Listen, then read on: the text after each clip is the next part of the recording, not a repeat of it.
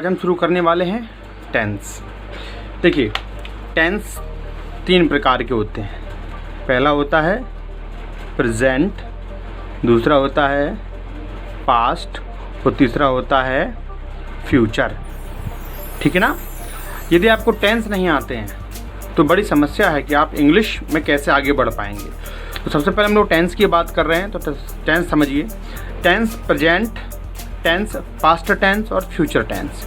और इन सभी के 4 भाग होते हैं। ठीक है। जैसे पहला हमारा है इंडेफिनिट, दूसरा है कॉन्टिन्यूअस, तीसरा है परफेक्ट और चौथा है हमारा परफेक्ट कंटिन्यूअस।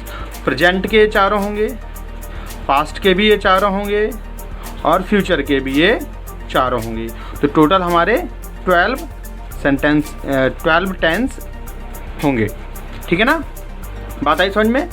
देख लीजिए, ये आपके सेंटेंस, ये टेंस हैं आपके प्रेजेंट, पास्ट और फ्यूचर। इनके ये 4 पार्ट्स आपको दिखाई पड़ रहे हैं। ठीक है ना। चलिए अब आगे बढ़ते हैं। तो सबसे पहले हम आपको बता दें, इनका चार्ट बनाना बहुत ज़रूरी है। तो चार्ट बनाने के लिए आप एक कॉपी लें, उसमें ऐसे लिखिए प्रेजेंट,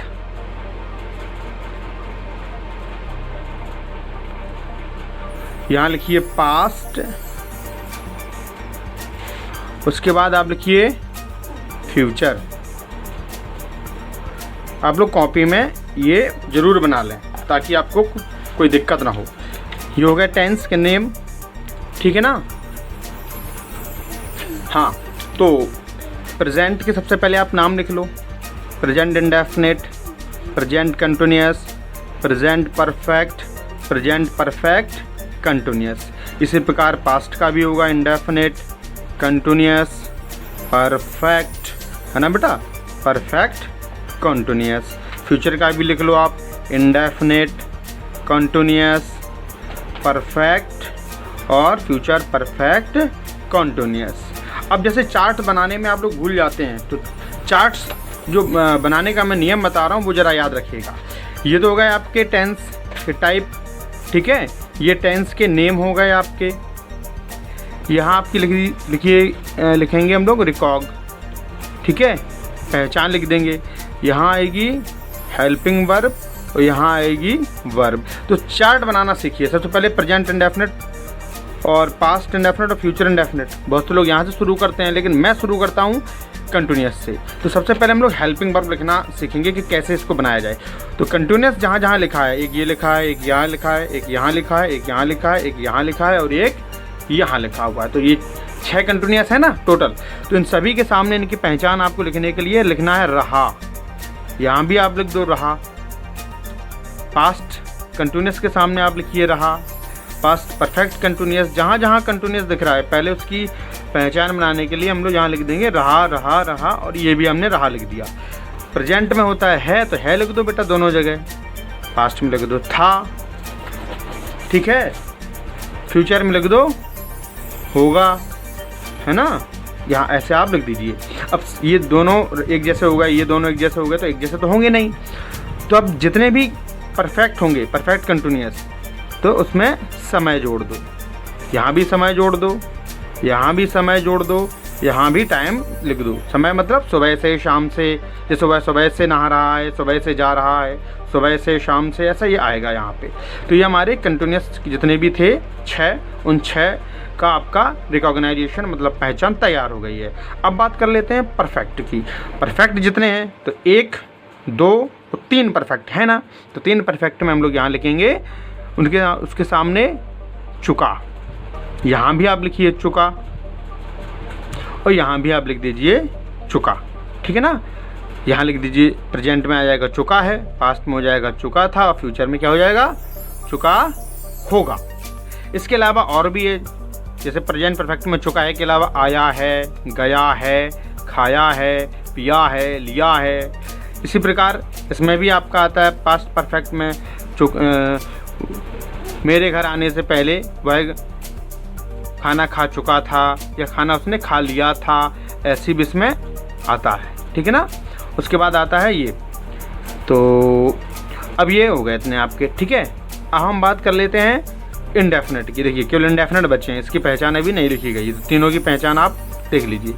यहाँ होगा ता है, ती है, ते है। जैसे वह घर जाता है, मैं खाना खाता हूँ, यहाँ हो जाएगा ता था, ती थी, ते थे। इसके अलावा वह घर जाता था, वह घर आता था, तो आया भी होगा। मैंने चाय पी ली है, आया है, खाई है, आइसक्रीम खाई है, ये भी पहचान आती है। मतलब ता था, ती थे के अलावा आया, वह घर आया, मैंने चाय पी ली, ठीक है नहीं आएगा, मतलब खाया पिया ऐसा आएगा, ठीक है ना। अब बात कर लेते हैं फ्यूचर इंडेफिनेट की। तो गा, गी और गे, आऊँगा, जाऊँगा, खाऊँगा, सोऊँगा, पढ़ूँगा, ऐसे इसमें आते हैं। तो ये सब आपकी, देखिए ये सभी आपकी रिकॉग्नाइजेशन क्लियर हो चुकी हैं। अब हम लिखते हैं वर्ब्स लिखने के लिए सबसे पहले हम लोग क्या करेंगे, जैसे हमने हिंदी की पहचान लिखी है, कंटिन्यूअस की लिखी थी ना, तो कंटिन्यूअस की जहाँ जहाँ कंटिन्यूअस दिख रहा बेटा वहाँ आईएनजी लगा दो। Verb first I N G, verb first I N G, verb first I N G, verb first I N G, verb first I N G, और ये वर्ब फर्स्ट आईएनजी, ठीक है ना। तो ये देखिए जितने भी हैं, यहाँ कंटिन्यूअस, ये आईएनजी, यहाँ कंटिन्यूअस, यहाँ भी आईएनजी, यहाँ भी कंटिन्यूअस, यहाँ देखिए जहाँ जहाँ कंटिन्यूअस है, चाहे वो अकेला कंटिन्यूअस हो, चाहे वो परफेक्ट का कंटिन्यूअस, सब में वर्ब फर्स्ट में आईएनजी आनी है। Is that clear? नाउ अब हम बात कर लेते हैं परफेक्ट की। तो सबसे पहले हम लोग परफेक्ट में देखते हैं, तो वर्ब थर्ड लगा दो। जहाँ जहाँ आपका परफेक्ट होगा वहाँ वर्ब थर्ड जरूर आएगी। क्लियर है ना। अब बच्चे केवल इंडेफिनेट, देखिए केवल इंडेफिनेट बच्चे हैं, ये वाला बच्चा है, एक ये बच्चा है और एक ये बच्चा है। सभी के सामने आप लिख दो पहले वर्ब फर्स्ट और वर्ब फर्स्ट, ठीक है ना। अब हम हेल्पिंग वर्ब देखते हैं। कुछ लोग, आप लोग सोच रहे होंगे कि भाई प्रेजेंट इंडेफिनेट में एस लगता है, कभी कभी नहीं लगता वर्ब फर्स्ट, यहाँ पास्ट इंडेफिनेट वर्ब सेकंड लगता है। तो जब हेल्पिंग वर्ब लगेगी तो वर्ब फर्स्ट ही आएगा ना। जैसे डू डज लगेगा, मान लीजिए हम डू डज लगा देंगे किसी वाक्य में, नेगेटिव में, इंट्रोगेटिव में, वर्ब फर्स्ट आएगा। यहाँ भी डिड लगेगा तो वहाँ यहाँ भी वर्ब फर्स्ट आएगा। तो अभी वर्ब फर्स्ट लिखने दो, जब अफर्मेटिव बनाएंगे तो उसको अलग से लिखवा देंगे, ठीक है ना। तो हेल्पिंग वर्ब लिख लेते हैं फटाफट। जो हेल्पिंग वर्ब हैं वो आप लिख लीजिए।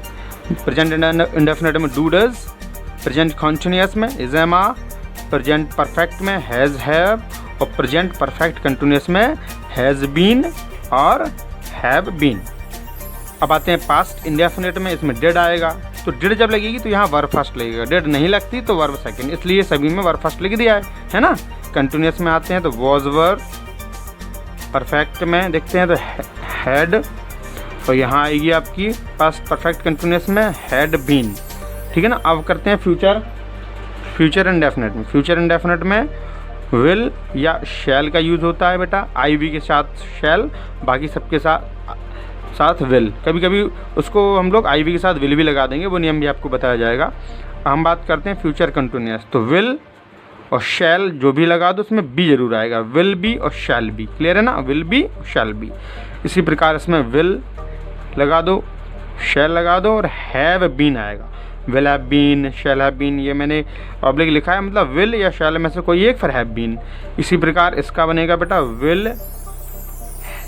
इसमें आएगा विल हैव, फ्यूचर परफेक्ट में आएगा विल हैव या शैल हैव, और फ्यूचर परफेक्ट कंटिन्यूअस में आएगा विल हैव बीन, या विल की जगह आप शैल भी लगा सकते हैं सब्जेक्ट के अनुसार। ये चार्ट कंप्लीट हुआ, आप इसको अच्छे से देख लीजिए, एक बार और अच्छे से देख लीजिए, ठीक है ना। देखिए प्रेजेंट इंडेफिनेट का पूरा है और कंटिन्यूअस का है, देख लीजिए।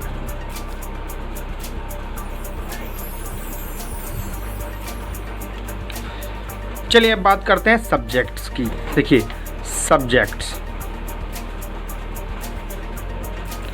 दो प्रकार के होते हैं, सिंगुलर और प्लूरल। सिंगुलर मतलब जैसे कि ही, सी, इट, दिस, दैट और किसी का नेम। यदि एक नेम है तो सिंगुलर में आएगा, एक वचन करता। प्लूरल में कौन कौन आएगा? आई, वी, यू, दीज, दोज, है ना, और दे या दो नेम्स हों, मतलब एक नेम ना हो। जैसे राम घर जाता है तो राम सिंगुलर है, ठीक है ना। और अगर बात करें कि राम और श्याम घर जाते हैं तो वो नेम्स हो जाएंगे, ठीक है ना। सिंगुलर ये हो गए, प्लूरल्स आपके ये हो गए, ठीक है ना। आई कभी कभी सिंगुलर भी होता है और प्लूरल भी होता है। स्पेशली आई सिंगुलर कब होता है? जब वो वॉज के साथ आता है, जैसे आई के साथ वॉज आता है, बाकी सभी जगह यही होगा। और आई के साथ एम आएगा, ये अलग से याद रखना पड़ेगा। आई के साथ एम भी आएगा, आई के साथ वॉज भी आएगा, ठीक है ना। बाकी सभी जगह प्लूरल में आएगा। आई हैव, ठीक है, हैज़, हैव, वॉज, वर, ये सब आपको हेल्पिंग वर्ब में है, अभी आपको दिखाया जाता है, समझाते हैं। अब हम बात कर लेते हैं हेल्पिंग वर्ब्स की। हेल्पिंग वर्ब्स, हेल्पिंग वर्ब्स क्या हैं? हेल्पिंग वर्ब्स जो सेंटेंसेस में यूज़ होती हैं, ये सभी चीज़ें देखिए, ये जितनी भी चीज़ें यहाँ आपको देखने को मिल रही हैं, ये सभी चीज़ें हेल्पिंग वर्ब्स ही हैं। ये देखिए, जितना ये मैंने बॉक्स बनाया है, do, does, is, am, are, has, have, has, did, was, were, जो भी है, विल, शैल, हैव बीन, ये सभी आपके हेल्पिंग वर्ब हैं। वर्ब्स की बात करें तो हेल्पिंग वर्ब क्लियर हो गई, do, does, is, am, are, was, were, has, have, had, ये सभी आपकी टेंस में जो यूज़ होती हैं। अभी इन टेंस की 12 टेंस की बात कर रहे हैं, ठीक है। वैसे helping verb can, could, should, would ये भी होता है ना। तो चलिए हम बात करते हैं वर्ब्स की। अगर हम वर्ब की बात करें, वर्ब्स, तो वर्ब्स का मतलब एक्शन। एक्शन मतलब जैसे आना, जाना, खाना, पीना, उठना, बैठना। तो एक एग्जांपल ले लेते हैं, आना, जाना, कम, गो, इनकी फॉर्म्स होती हैं। First form, second form, third form, ध्यान से सुनिए, ये फोर्थ फॉर्म और फिफ्थ फॉर्म, ये 3 तो आपको मालूम होंगी, फोर्थ फिफ्थ भी है, ठीक है। चलिए, तो फर्स्ट में जैसे हम ले लेते हैं कम का, तो कम, सेकेंड का केम, फर्स्ट फॉर्म कम होगा, बेस फॉर्म, ठीक है, यह है केम। थर्ड फॉर्म आएगा कम, केम, कम, और चौथा आएगा आपका कमिंग, और पांचवा आएगा कम्स, इसमें एस एस जुड़ जाती है। जैसे गो का देखते हैं तो गो, वेंट, थर्ड फॉर्म आएगा गॉन, और फोर्थ फॉर्म आएगा गोइंग, ठीक है ना, यहाँ गोइंग, क्लियर है, गोइंग, ठीक।